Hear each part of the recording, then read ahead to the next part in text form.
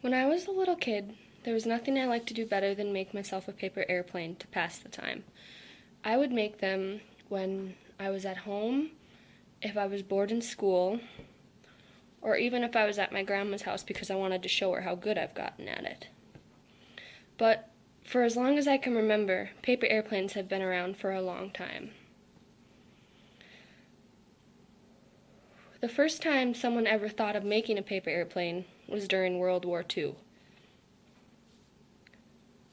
A fighter plane designer was trying to figure out how he was going to design a smaller model to show people to build for a fighter plane.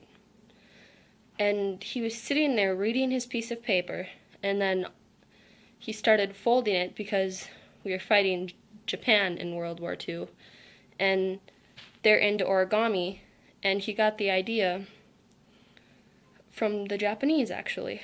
So I guess they helped us out while we were fighting the war. He started folding his paper, and then all of a sudden a paper airplane came. And he thought, well, this would be a great little replica to show people.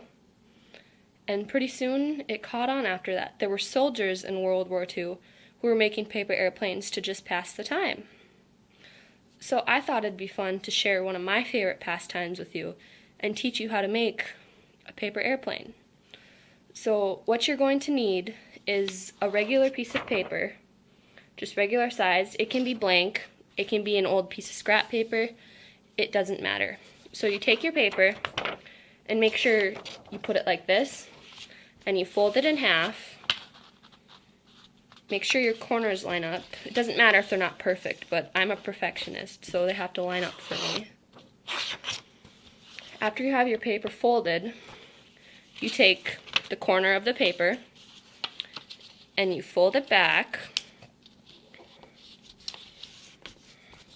Make sure it's even. You fold it back. Make sure you have a good crease there.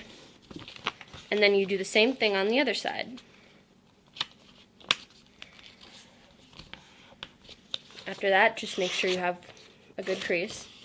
And it should start to look like this.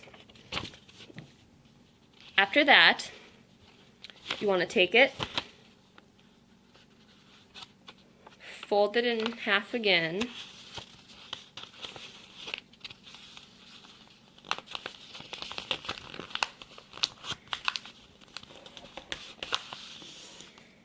you're not going to want to fold the whole paper in half. It's going to look like this. You fold it in half, and then once again do the same thing to the other side.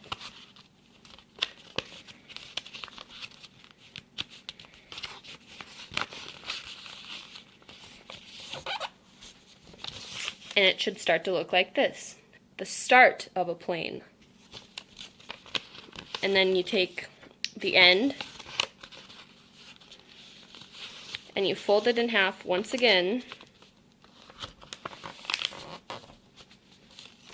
right down the middle. You fold it in half, same thing to the other side.